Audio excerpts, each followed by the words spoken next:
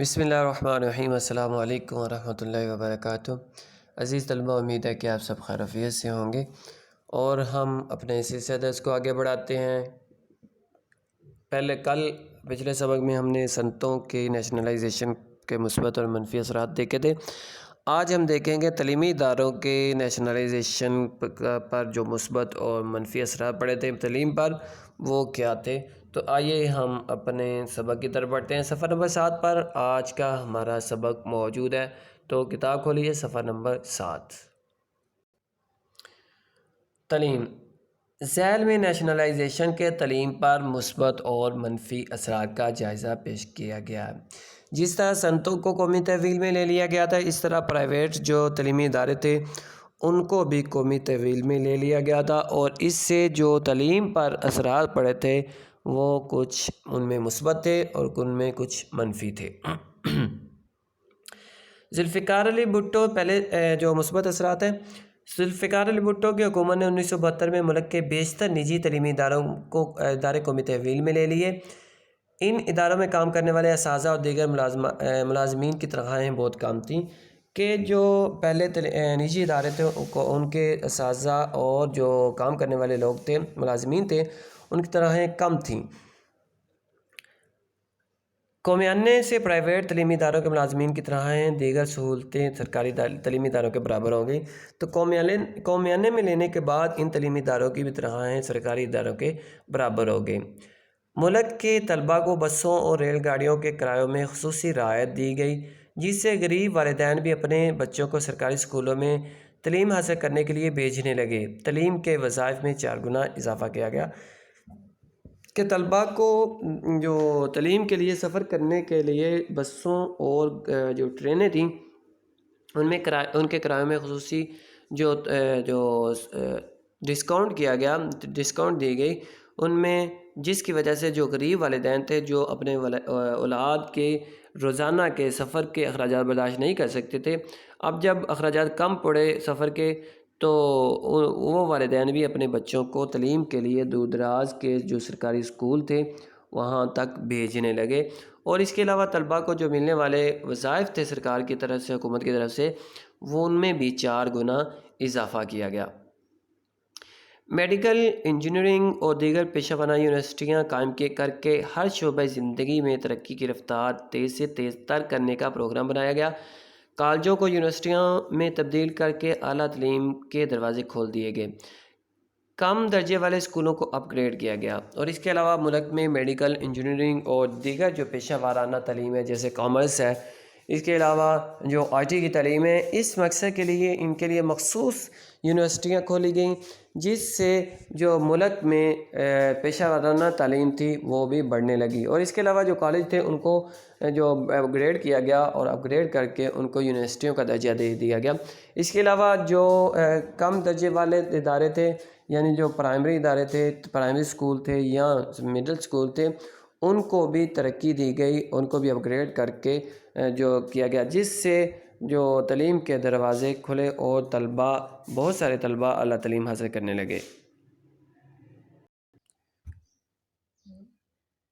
ملک بھر میں اسکول اساتذہ کی تربیت کے لیے تعلیمی ادارے کھول کر بے شمار غیر تربیت یافتہ اساتذہ کو تربیت دی گئی۔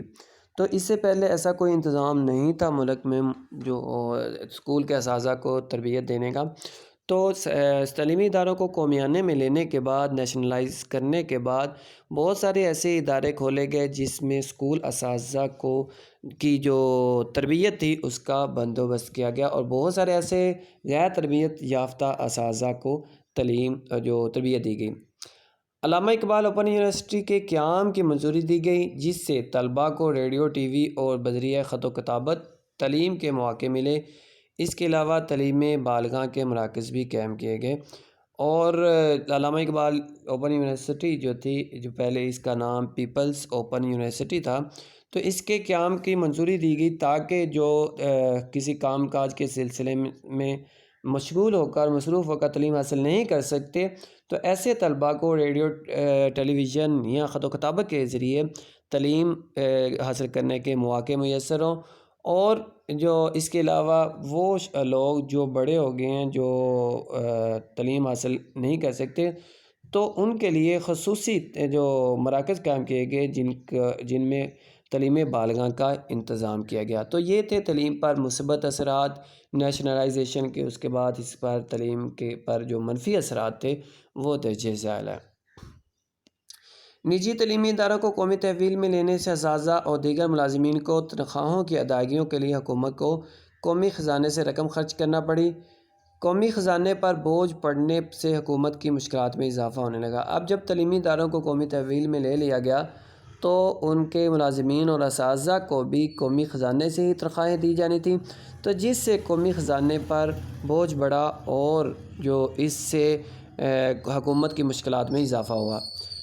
حکومت کے قومیانے کے اقدام سے پرائیویٹ تعلیمی اداروں کے مالکان ناخوش تھے۔ وہ اپنے تعلیمی ادارے واپس لینے کی جدوجہد کرنے لگے کہ قومیانے میں لینے سے، نیشنلائز کرنے سے جو پرائیویٹ مالکان تھے اداروں کے وہ اس سے ناخوش تھے، وہ اچھا نہیں سمجھتے تھے۔ اس وجہ سے انہوں نے اپنے تعلیمی اپنے اداروں کو واپس لینے کے لیے جدوجہد کوشش کرنا شروع کی۔ طلباء کو کرایوں میں رعایت دینے سے ٹرانسپورٹ مالکان اور طلباء کے درمیان کشمکش کی ایک نئی صورتحال پیدا ہوگی۔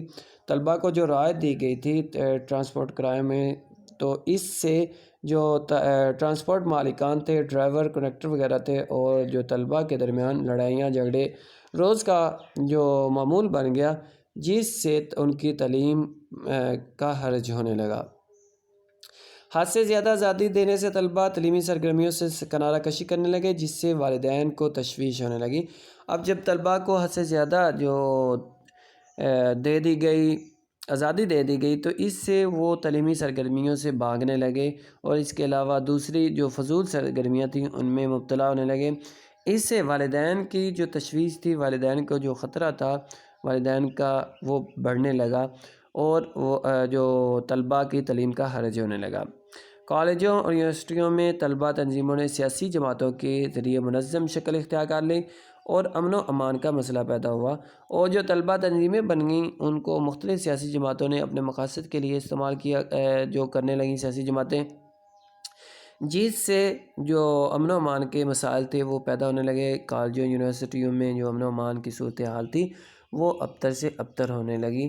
تو یہ تھے اس جو تعلیمی اداروں پر کو نیشنلائز کرنے کے تعلیم پر منفی اثرات، اور جو اس سے کہ مثبت اثرات بھی تھے، اور اس کے ساتھ ساتھ اس کے منفی اثرات بھی تعلیمی اداروں پر مرتب ہوئے۔